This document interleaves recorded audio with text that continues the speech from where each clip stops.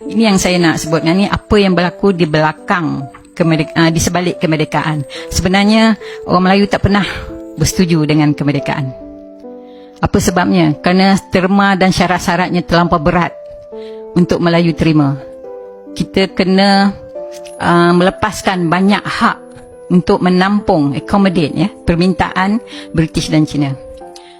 Antara yang menulis surat kepada resident British di UK masa itu adalah Universiti Singapura, diketuai oleh Tun Mahathir Mohamad masa itu, bersama dengan 22 orang Melayu yang lain. Tun Mahathir sendiri tak ada surat tu, hari tu baru saya kasih surat dia sendiri pada dia. Saya dapatkan daripada archive, saya beri pada dia. Oh, dia peranjat. Oh, iyalah, baru dia teringat. Sebenarnya dia sendiri pun tidak bersetuju dengan terma dan syarat-syarat yang yang diminta oleh Cina dan British. Selain daripada itu, persatuan guru-guru di Tanjung Malim, banyak ya persatuan-persatuan Melayu, individu yang minta supaya dilewatkan kemerdekaan itu. Oleh kerana apa? Kalau kita tunggu lagi 2 tahun, kita dapat kemerdekaan dengan tersendiri, without any terma dan syarat. Because itu adalah yang apa yang dikeluarkan oleh bangsa-bangsa bersatu masa itu. Kalau kita tunggu lama sikit, kita rasanya, tapi maybe telah ditakdirkan ya, tapi rasanya kalau kita tidak terima, boleh jadi kita tidak hadapi masalah hari ini ya. Dan terma itu diterima ya. Ini adalah Straits Settlement Treaty. Ini this is no apa orang kata secret ke apa, tak ada. Kita boleh cari juga di dalam tu. Tapi apa yang kita tak tahu adalah apa yang ditulis oleh Barbara Jones ya, di mana dia menulis ya. Dia ni seorang British. Dia menulis macam mana kita dianiaya oleh pihak British semenjak Straits Settlement hinggalah sampai hari kemerdekaan tu. Ya. Kalau kita tengok tajuk dia tu, macam dia kata apa? Melayu di bawah hukuman mati. Pasal apa dia tulis itu adalah kerana permintaan-permintaan ya. Kalau saya nak nak satu-satukan banyak permintaan-permintaan yang tidak masuk akal. Ya. Antara permintaan dia itulah dia Jusola itu, di mana 1 juta warga negaraan instan ya, instan. Dan kalau siapa yang baru sampai pun dapat ya. Tapi hari ini dipertikaikan, kenapa pula kita ambil orang Indonesia datang, padahal Indonesia tu orang Melayu. Kira saudara mara juga balik kampung ya. Jadi these are some of the things yang ada itu. Kalau nak ini lambat kita habiskan. Saya nak pergi ke sini, apa yang berlaku ya di sebalik kemerdekaan tu, kita tidak pernah bersetuju dalam banyak perkara. Dan antara rundingan yang dibuat adalah oleh Reid Commission masa tu ya, Lord Reid masa tu, dan 4 orang di dalam komiti itu semuanya bangsa asing. So kita fikirkanlah, bangsa asing yang menentukan kita punya hala tuju negara. Bangsa asinglah yang membuat perlembagaan kita, dan apabila kita minta untuk menyertai komisen ini untuk membuat perlembagaan, kita tidak diberi peluang ya. Dan apa orang kata, perundingan untuk perlembagaan ini memakan masa 1 tahun, daripada tahun Mac 56 hingga ke Februari 57, 1 tahun ya. Dalam 1 tahun tu dia mengadakan 118 kali apa orang kata meeting, dan 131 memorandum ni, antaranya yang saya sebut tadi daripada Tun Mahathir dan daripada College Tanjung Malim, dan banyak lagi Persatuan Orang Melayu, dan juga daripada Persatuan Cina, daripada Parti Perikatan, dan juga daripada Raja-Raja Melayu ya.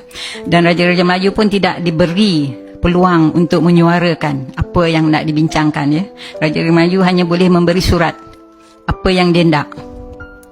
Ya, jadi apabila dah siap ni pada tahun Februari 57, dia duduklah untuk berbincang, dan mengikut Barbara Jones ni, perbincangan tu amat singkat sekali ya. Kita tidak dapat meneliti atau memperbetulkan banyak di antara apa orang kata dalam perlembagaan itu ya. Ini kalau kita lihat di sini, nombor approval untuk nak, pasal dulu ini adalah classified artifact. Classified maknanya tidak boleh dituntun oleh ramai, bermakna rahsia ya. Selepas banyak tahun merdeka, 50 tahun merdeka, banyak artifak-artifak yang classified declassified, maknanya tidak lagi menjadi rahsia. Ia become menjadi public domain, di mana kita boleh ambil gambar, kita boleh beli dan kita boleh cetak atau buat cerita daripadanya ya. Ini adalah antara satu yang kami dapat, di mana kalau kita lihat ya di situ jumlah migran yang datang ya. Di sini saya nak semua orang lihat tahun dia, tahun 1953, betul tak? 52, 53 ya. British membelanjakan lebih kurang 100 juta masa itu, kalau kita bandingkan dengan duit hari ini 1 bilion ya, untuk membuat infrastruktur kepada bangsa asing. Sekolah, hospital, jalan raya, lampu, everything. Walhal di kampung kita tak ada elektrik, kita tak ada sekolah, kita tak ada everything. Padahal duit yang kat sini semua duit kita ya. Duit hasil masuk Semenanjung Tanah Melayu. Jadi semua orang dapat tanah. 1 juta daripada mereka semua dapat tanah. Semua dapat tanah. Ini 1953 sebelum mereka. Jadi saya kedepankan sikit. Ini adalah kata siapa? Tan Siew Chin ni, Tan Siew Sin adalah anak kepada Tan Cheng Lock. Tan Siew Sin ni mengetuai setelah bapa dia tidak dah tak ada, dia mengepalai segala berhubung dengan Cina-Cina ataupun apa saja permintaan Cina. Kalau kita lihat di sini di Melaka, dia pasal dia di kampung dia di Melaka 1430 ya. Yang meminta semua dapat tanah.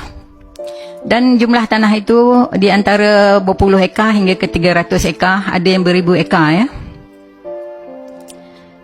Tapi yang ni pun semua bangsa asing yang minta ni. Kalau kita minta usaha nak dapat. Di sini kalau kita lihat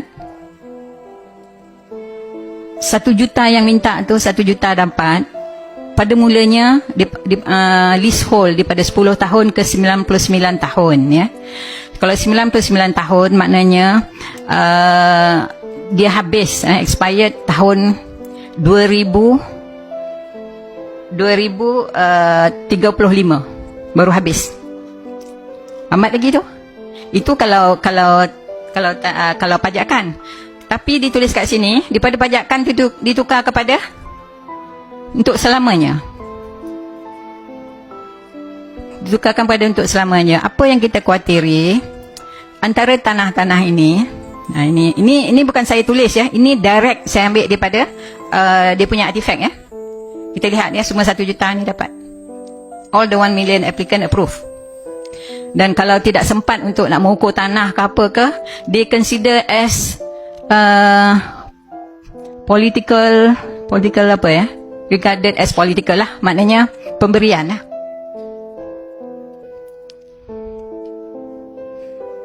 Datuk ada hal. Jadi kalau kita lihat kat sini ya, kita banyak kerugian tanah ya. Pada zaman ini orang Melayu tak ada tanah, orang dia dah ada tanah. You just imagine, hari tu masa kita orang buat seminar di Putrajaya, diresmikan oleh Sultan Nazrin, Sultan Perak ya. Dan simposium itu mengenai tanah rizab Melayu. Terpanjat tengok, terpanjat dengar ya. Dan saya ada juga membuat kajian ke atas tanah rizab Melayu. Kini kalau kita agak khawatir, 60% equity tanah bukan lagi di tangan kita. Walhal di dalam perlembagaan 50% daripada tanah di Semenanjung tidak boleh diusik, kerana itu adalah tanah rizab Melayu. Tak boleh usik langsung, walaupun dibangunkan, hasil daripada pembangunan itu diberi balik, mesti diberi balik 100% secara total kepada orang Melayu.